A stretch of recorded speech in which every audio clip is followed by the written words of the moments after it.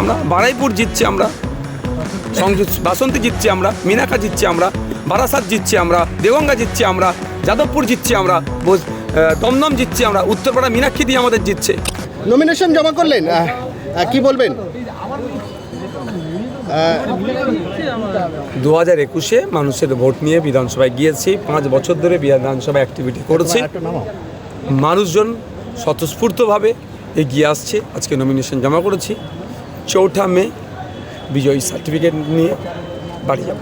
আগের বারে যে রেকর্ড ছিল সেটা কি ভাঙবে? অবশ্যই 2021-এর টাফ লড়াই ছিল, এটা 2026 লড়াইটা অনেক কম।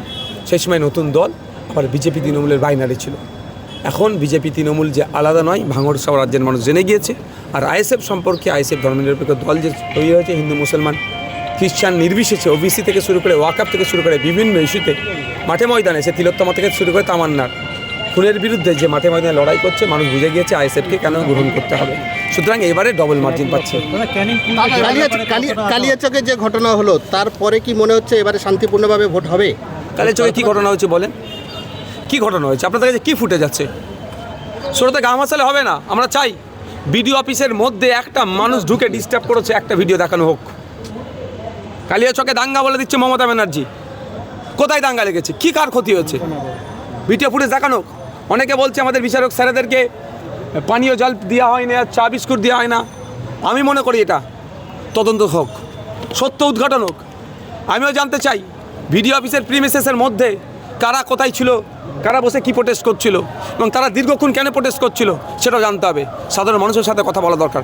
যতটুকু জানতে পেরেছি, ওখানকার আধিকারিকরা 2 ঘন্টা, 1 ঘন্টা, 3 ঘন্টা পরে তোমাদের সাথে কথা বলা হবে।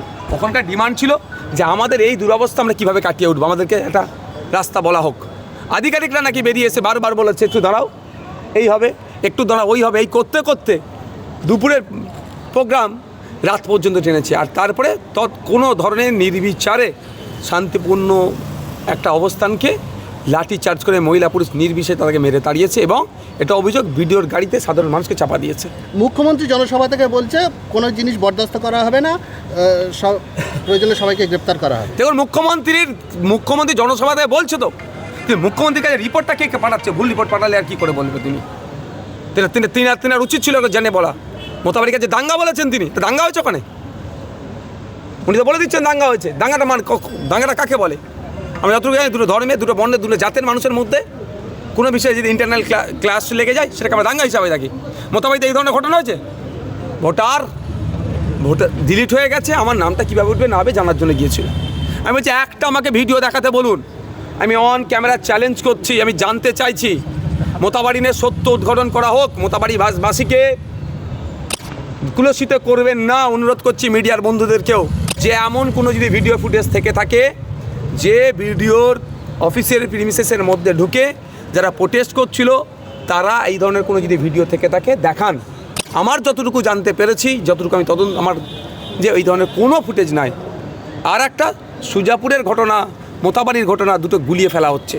সুজাপুরে কোনো ভিডিও অফিস ঘেরাও করে প্রোটেস্ট হয়নি। সুজাপুরের প্রোটেস্টে কোনো বিচারক স্যারেদেরকে যে তথাকথিত বলা হচ্ছে এত ঘন্টা আবদ্ধ করে রেখেছিল, সেটাও করা হয়নি। এটা দুটো আলাদা ঘটনা। এই দুটোকে এক করে মালদাকে বদনাম করার চেষ্টা হচ্ছে।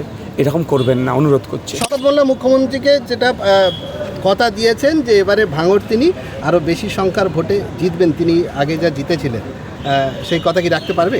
শওকত মোল্লা সাহেব কি প্রমিস করেছে বলতে পারবো না। যাই করুন না কেন, ভাঙড়ের মানুষ প্রমিস করে নিয়েছে কোনো নটোরিয়াস ক্রিমিনালকে তারা জিতাবে না। আরাবুল ইসলাম ক্যানিং পূর্ব জিতছে, ক্যানিং পশ্চিম জিতছে, আমরা বারাইপুর জিতছি, আমরা বাসন্তী জিতছি, আমরা মিনাখা জিতছি, আমরা বারাসাত জিতছি, আমরা দেগঙ্গা জিতছি, আমরা যাদবপুর জিতছি, আমরা দমদম জিতছি, আমরা উত্তরপাড়া মীনাক্ষী দিয়ে আমাদের জিতছে। আমরা যে ধর্মনিরপেক্ষ শক্তি, বাম ঐক্য এবং ইন্ডিয়ান সেকুলার ফ্রন্ট মিলে যে ফ্রন্ট তৈরি করেছি, আমরা এবারে সরকারে আসছি। পরিবর্তন চাইছে মানুষ, পরিবর্তন চাইছে, 100% চাইছে। তবে ক্যামেরার সামনে বলবে না, ক্যামেরার সামনে বলবে না, ওখানে বলার সাহস পাবে না।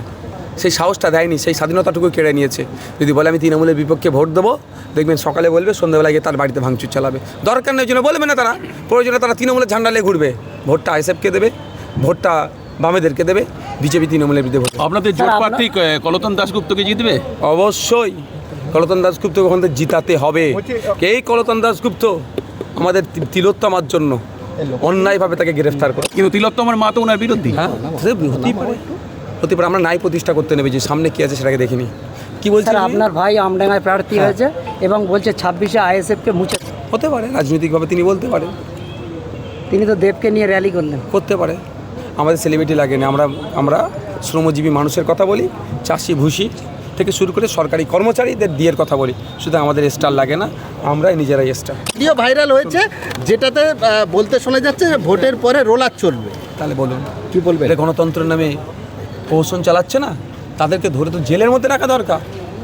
গণতন্ত্রকে বিপন্ন করছে, গ্রেপ্তার হয়েছে। গণতন্ত্রের আরও যেগুলো আছে সেগুলো করতে হবে। Thank you. আচ্ছা, এই নির্বাচনে